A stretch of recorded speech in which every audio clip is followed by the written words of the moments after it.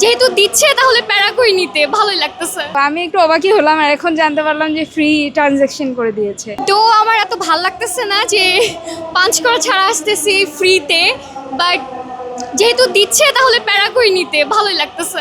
আমি হচ্ছে ভার্সিটিতে যাচ্ছি, এভরিডে মেট্রো রেলে যাওয়া হয়, টাইম কনজিউমিং এর একটা ব্যাপার আছে। মেট্রো রেলে গেলে ইটস ইজি ফর আস। না না, আমরা এই ব্যাপারে কোনো ধারণা ছিল না, এখানে এসেই জানলাম। আসলে ফার্স্টে একটু অকওয়ার্ড ফিল হচ্ছিল, কারণ পাঞ্চ না করলে তো ফাইন হয়। যে আমার মানে আমি একবার অ্যাক্সিডেন্টলি পাঞ্চ হয়নি, আমার পরে ফাইন হয়েছিল। দেন আমি জিজ্ঞেস করলাম, বললো যে পাঞ্চ করা লাগবে না, আপনি চলে যান। তো আমি একটু অবাকই হলাম আর এখন জানতে পারলাম যে ফ্রি ট্রানজ্যাকশন করে দিয়েছে। আসলে অ্যাজ এ স্টুডেন্ট হিসেবে আমার ভালো লাগছে, বিকজ আমাকে রেগুলার যাতায়াত করতে হয়।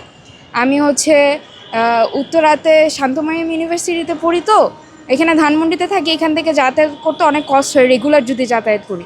সো কারওয়ান বাজার থেকে আমি রেগুলার উত্তর কিংবা উত্তরা মানে সাউথে নামি।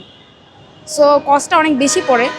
সো একদিনের জন্য যদি একটু কম খরচ হয় তাহলে তো অবশ্যই ভালো লাগবে।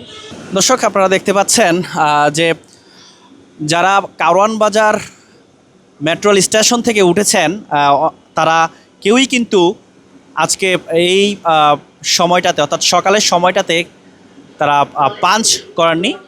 স্টেশন থেকে বলা হয়েছে যে পাঞ্চ করতে হবে না তাদের, এবং বলছেন যে আজকে ফ্রিতে ভ্রমণ করার জন্য এই সময়টাতে, যার কারণে কারওয়ান বাজার থেকে অনেক যাত্রীরাই কিন্তু পাঞ্চ ছাড়া তারা উঠেছেন। আপনারা দেখতে পাচ্ছেন মেট্রো রেলের কর্মবিরতি ছিল, এরই মধ্যে কিন্তু মেট্রো রেল চলাচল শুরু হয়েছে। যাত্রীদের যেই ভিড়, সেই ভিড় লক্ষ্য করা যায়। আজকে কিন্তু তেমন দেখা যাচ্ছে না, কারণটা হলো গতকাল মধ্যরাতের পর থেকেই কিন্তু কর্মবিরতিতে ছিলেন মেট্রো রেলের যারা কর্মী ছিলেন। এরই মধ্যে কিন্তু মেট্রো রেল স্বাভাবিক হয়েছে। মেট্রো রেলে যাত্রী সকালের এই সময়টাতে একেবারেই কম আজকে।